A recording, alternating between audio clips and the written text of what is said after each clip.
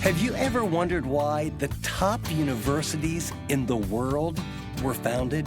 Or did you ever wonder why Harriet Tubman risked her life to rescue the slaves? They have a common thread. Want to know what that was? That's today. Stick around. Welcome to this edition of Living on the Edge with Chip Ingram. Our mission is to inspire Christians to be genuine followers of Jesus and to empower them to be active disciple makers in our world. Thanks for being with us as we continue our newest series, Dealing with Doubts, Reaffirming Your Personal Faith. Today, Chip's handing the teaching reins over to our friend John Dickerson. For those who don't know, John's an author, award-winning investigative journalist, and lead pastor at Connection Point Christian Church in Indianapolis, Indiana. But before he gets going, let me encourage you to try using our message notes while you listen. They contain John's outline, all the scripture he references, and much more. These notes will really help you get the most out of what you're about to hear. Download them under the Broadcasts tab at livingontheedge.org. App Listeners tap Fill in Notes. Well, with that, here's John with his talk, Jesus, You, and Healthcare. We all want the best for the people we care about in the world. For our kids or grandkids, our classmates, boyfriend, girlfriend, spouse, we want the best for those people. I wonder, who do you think of when you think of who you love the most and you want them living free from disease? You want them living healthy. You want them living a life of prosperity, a life of well-being where they've got enough food, a life where they have freedom. Who do you think of when you think of someone you really want that for? I think of my two daughters, Zoe and Evie. Zoe and Evie are two of the best things that ever happened to me. I get to be their dad, and they're at that stage of life where they think I'm like the coolest, smartest, strongest. It's awesome. I mean, I'm just living it up because I guess some of you who have teenagers have told me that maybe that changes. Like, I don't know, I've got my fingers crossed that it won't, that they're still gonna think I'm the smartest person in the world when they're 16, we'll see. But Zoe and Evie, they have dolls that have dolls. They have pets, stuffed pets, that have pets, and they all have names. And they have these intricate life stories. Their bedroom is a whole village of these little imaginary creatures, and you can peek in on them doing imaginary play on the ground, and there's little conflicts to resolve and all sorts of great stories. It's a pretty peaceful world for the most part, but there is a villain. You see, Zoe and Evie have an older brother named Jack. And Jack's actually, as far as older brothers go, speaking as someone who had three older brothers, he's actually a very good older brother. He really doesn't pick on them much, and the three of them play together really well. But every once in a while, Jack, who's more into dragons, World War II aircraft, T-Rexes, every once in a while, he'll just be overcome with a creative impulse to raid the village. And he'll go in and he will wreak havoc. And usually he helps them clean up. But there was one day in particular where Zoe was just devastated. Her whole little world had been destroyed. And she ran to me and she said, "Dad, I just feel like everything is ruined." And as I was walking her down the hall to rebuild her world, my mind couldn't help but jump to the many adults I know who really relate to that, who in the last year and a half, their business or their family or their health has been completely turned upside down. Some days it feels like the world's being torn apart around us. There is a villain. There's the evil of cancer, the dragon of death, the villain of broken relationships. You know, as I helped Zoe rebuild her little world, I got thinking, man, wouldn't it be nice if it were this simple in the adult world? Just realign some stuffed animals and worldwide hunger goes away and inequality goes away and disease goes away. Here's the question we're wrestling with today. how can you be a force for good in a world that is so broken and so hurting?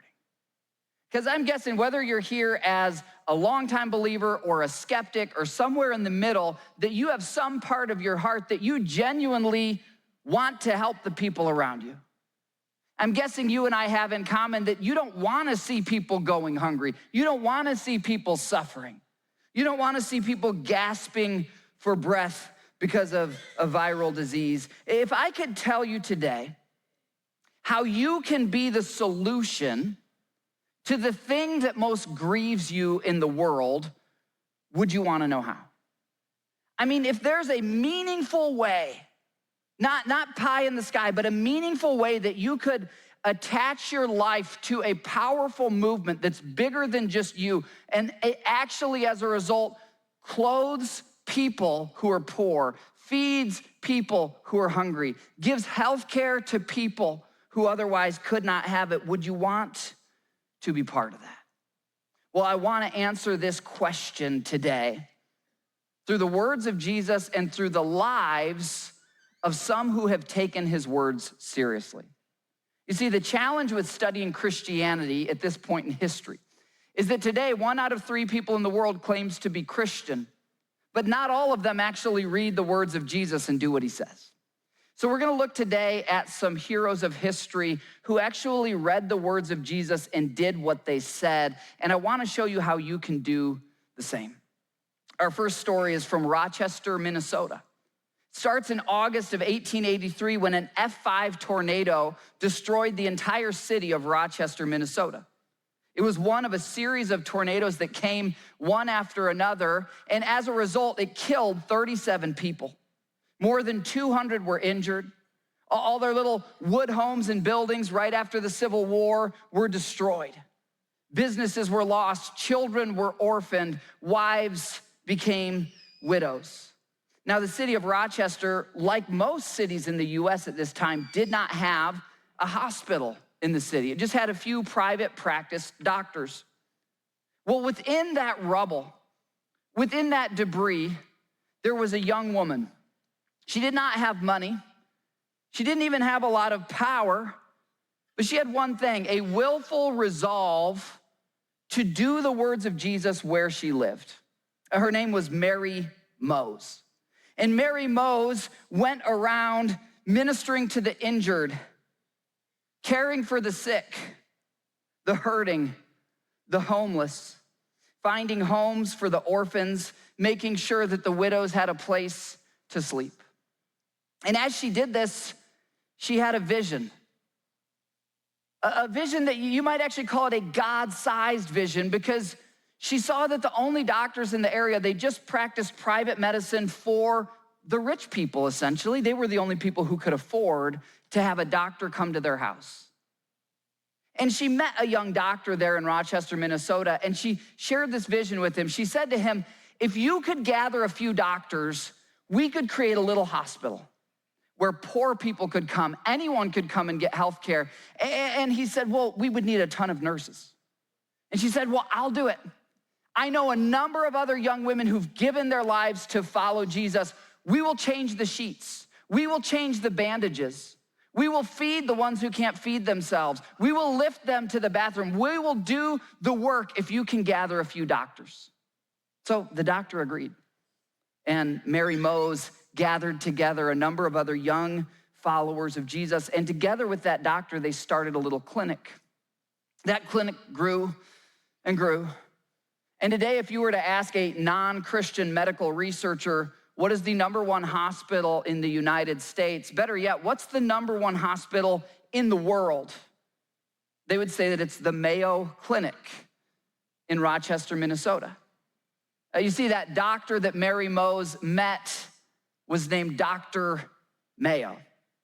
And Mary Mose's story is one of many when it comes to healthcare in the developed world. In fact, if you were to go to the Mayo Clinic today, right in the middle of their whole campus, you would see this building behind me, which is called St. Mary's Hospital. St. Mary's a real person. It's the person we just saw. It's Mary Mose. You see, you might be thinking, I'm never gonna start a hospital. I'm just an ordinary person. Well, Mary Mose was just as ordinary. What she did is she lived out the teachings of Jesus where he placed her. And her life is proof of this, that God uses ordinary people who believe the words of Jesus when he said to feed the poor, to set the captives free, to do unto others as we would do to ourselves. God uses ordinary people who actually believe that, and they live it out, and through them, he does extraordinary good.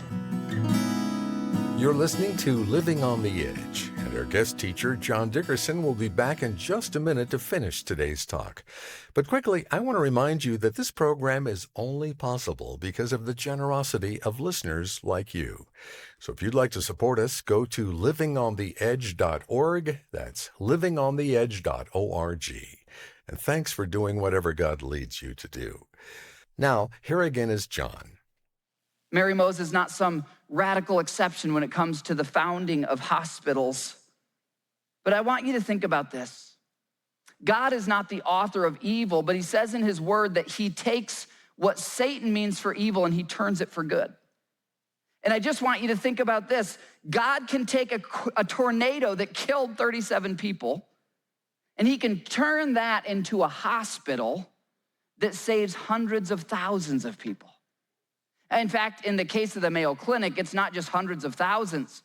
The medical advances that it has exported out to other hospitals around the world as a model in healthcare have saved millions of lives.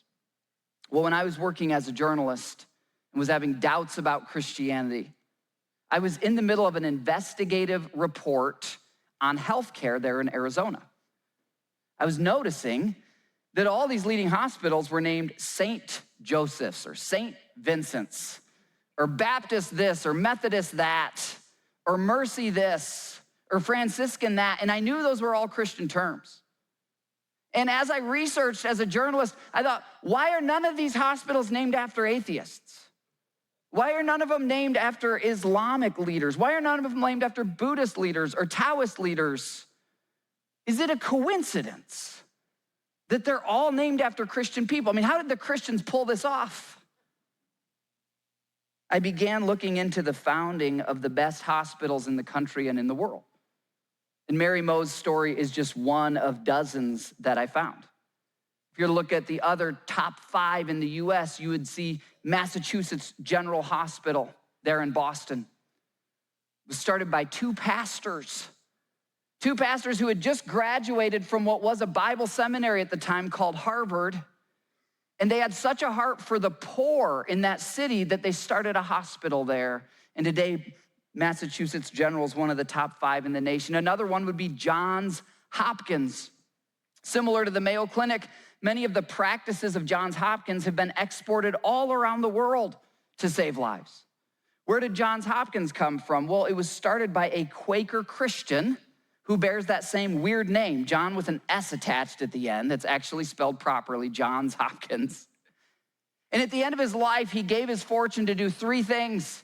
He wanted a Christian hospital, a Christian university, and because this was before the Civil War and he hated slavery as a Quaker Christian, he gave the other third of his fortune to start an orphanage for young African-American children who did not have parents. These believers are like players in a great team. If you think of Jesus being like a college football coach, I know that might be a little sacrilegious, but you think of that halftime talk where the football coach is like, now go and do this. Jesus told his followers to go in the world and do a certain thing, help their neighbors, love their neighbors, and they've gone out and they've done it. And we now live at a time where if we get an infection, we just go to the doctor's office or a hospital, we just assume it's there. They weren't there 200 years ago. Who put them there? Why did they put them there? The top ones that I studied all had stories like St. Mary Mose. They're believers in Jesus who did what their coach or their leader said to do. Here's one example of how Jesus put it in Matthew 5. He said this, "You are the light of the world if you call yourself one of my followers. Like a city on a hilltop that cannot be hidden." He continues and he says this, "No one lights a lamp and then hides it under a basket or a bushel. Instead, they set it up on a table so that it can give light to everyone in the house. And then Jesus says this to any follower of his who takes him seriously. He says, in the same way, let your good deeds shine. True followers of Jesus are to affect our neighbors in such a way that the people around us see something, in such a way that it gives praise to our Father in heaven. Now, there's two groups of people I want to address in this moment. The first is those of you who aren't yet a believer, or maybe you've been raised in a Christian home and you're kind of doubting and you're deciding for yourself, what am I going to believe? The first challenge I want to give to that group is this. I want to encourage you to look for the people who actually do what Jesus said. I know in my life, I had some people who were called Christians, but as I read the words of Jesus for myself, I realized that's not actually a follower of Jesus. They're not doing what he said. And when you find these people who've done these terrible things and they claim to be a Christian, you'll find they're not actually doing what Jesus said. It's called cultural Christianity. They've claimed the label, but they have not followed the leader. And I would encourage you, if you're a doubter or a skeptic, that if you will get yourself around the people who take Jesus' words seriously, you'll see something that you won't find anywhere else in the world. Now, to the believers, I want to give the same challenge from the other perspective, and that's this. If you call yourself a follower of Jesus, do the people who live in your home, do the people who work in your office, do your classmates, teammates, relatives see any of this in you? Do they see some good deeds that you're not doing them to earn God's favor, but you're overflowing, the love of God is overflowing from you to your neighbors? You don't have to be perfect, but it becomes, we're all known by our actions. Even a child is known by their actions. Do the people around you have this sense of, wow, if that's what followers of Jesus are like, I'm interested? Well, after I learned the impact of followers of Jesus on the top 10 hospitals, and these are all documented in my book, Jesus Skeptic, I then looked into who were the leading anti-slavery voices who ended open and legalized slavery, both in England and the US, because it was the British Empire that then spread the end of slavery to much of the world, and the US as well, but the US was late in the game, sadly. But before that, slavery was a global norm on every continent. So who are the people who ended it? People like Frederick Douglass, Harriet Tubman. And when I read their writings for myself, or in Harriet Tubman's case, she didn't get an education, but many of her words are written down, I found that they were also followers of Jesus. And not in an incidental manner, but in a motivating manner. One of them, Elijah Lovejoy, he was a pastor and he was a newspaper man, and he became a martyr. He was the first casualty of the Civil War. Before shots were fired in war, he was using his printing presses to say that slavery was evil, that it flew in the face of God's nature, and it so inflamed people who were for slavery that they burned down his printing shop and they shot him with a shotgun. I mean, people who gave their lives to end slavery, who according to their own writings, when I sat down to read them, said, I'm doing this because I believe in a God who made all people in his image. Today, we take for granted that even a 6-year-old knows what an immune system is. 300 years ago, people didn't know what that was. There's a whole field of medical research called immunology, and it's because of immunology that we can now not only treat disease, but we can prevent a lot of diseases. It's why we don't fear polio or a number of other diseases that used to wipe people out because of immunology. Who's the father of immunology? Edward Jenner, a devout Christian. He's credited by medical researchers as saving more lives than anyone else in human history. And I found the same to be true with the founding of the top universities. Because so much that we take for granted about our modern world is the result of the engineers who are trained at the leading universities. Where did they come from? And it's not guesswork, it's not opinion, it's just good old boring research. You can find the founding charter and the original crest of every university. And here's what I found of the top 10: Oxford, Cambridge, Harvard, Yale, Princeton. Not 8 out of 10 or 9 out of 10, 10 out of 10 were started by Christians for the purpose of teaching the Bible. And then over the years, they added additional curriculum. This is Living on the Edge with Chip Ingram, and you've been listening to the first part of our guest teacher John Dickerson's message, Jesus, You, and Healthcare, from our series Dealing with Doubts. John and Chip will join us shortly to share some additional thoughts on what we've heard. If someone were to ask you, how do you know Jesus actually lived? Or can we really trust the Bible? What would you say? Well, join pastor and award-winning journalist John Dickerson as he explores these complex topics, drawing on evidence from various credible sources and the impact Christians have had throughout history. John builds a credible case for believing in Jesus. Our hope is that as you listen, you'll be able to confidently say, Jesus is real, the Bible is true, and I can prove it. In fact, we have some valuable tools to back you up. Anytime John or Chip mention a book, podcast, or article in this series, you can easily find it on our resources page at livingontheedge.org. We want to equip you with practical Bible-centered materials to use personally or share with others. So check out the resources page at livingontheedge.org today. Well, I'm joined in studio now by Chip, and Chip, the idea of discipleship is at the heart of this ministry, and we believe there's a specific group of people responsible for continuing that work all around the world. So if you would, identify these difference makers and explain how we're investing in them. Well, Dave, the fact of the matter is this, is that we want to help Christians live like Christians, but God has ordained there is a place, there's a supernatural community, and it's called the church. The church isn't a building, it's a group of people. And there's a person or a group of people, pastors, who are morally responsible to lead churches. If there is a godly pastor who's healthy, who teaches God's word practically, clearly, relevantly, with orthodox theology, guess what? It produces people, young people, middle-aged people, and older people that are Christians who live like Christians. So one of the main things we do at Living on the Edge is we train pastors right here in the United States and all across the globe. If that's on your heart, would you help us?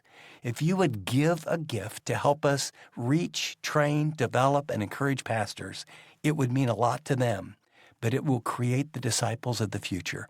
That's absolutely right, Chip. And if you'd consider becoming a monthly giver, it would make all the difference. If we can depend on your regular support, we can continue ministering to pastors all over the globe. Learn more about becoming a monthly donor by going to livingontheedge.org or by calling us at 888-333-6003. That's 888-333-6003 or visit livingontheedge.org. App listeners, tap donate. And thanks for giving whatever the Lord leads you to give. Well, with that, here again is Chip and John to share a few final thoughts. Thanks so much, Dave. John, thanks again for today's message. And it was so amazing to hear how God moved through the lives of these well-known figures, actually shapers of history, of science, and all the rest.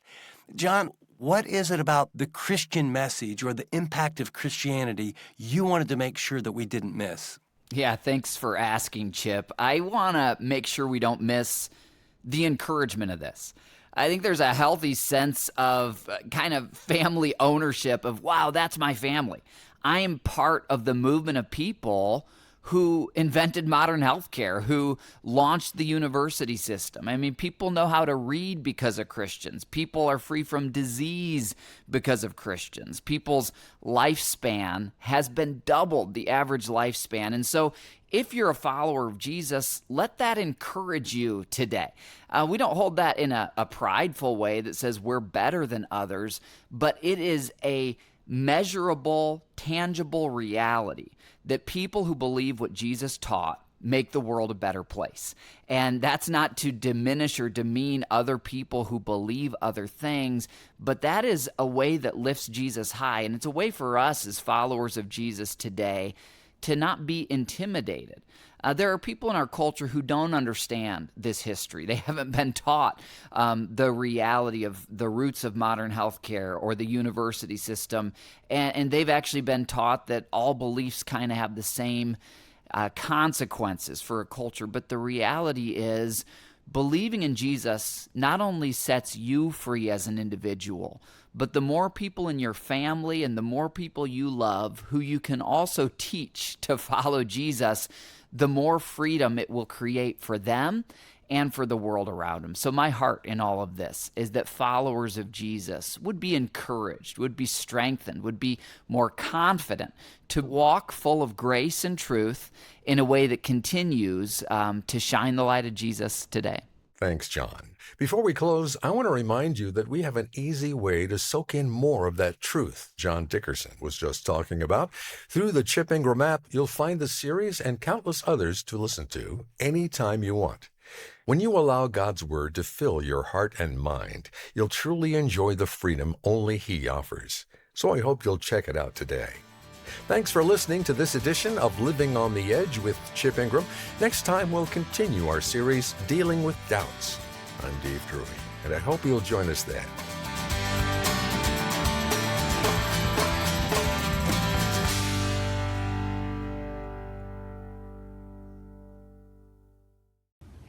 Thanks so much for watching this video. If you'd like to watch more content like this, click and subscribe here to our channel. And by the way, if you'd like to know more about Living on the Edge, find out about more resources, maybe get on the mailing list, go to livingontheedge.org. See you next time.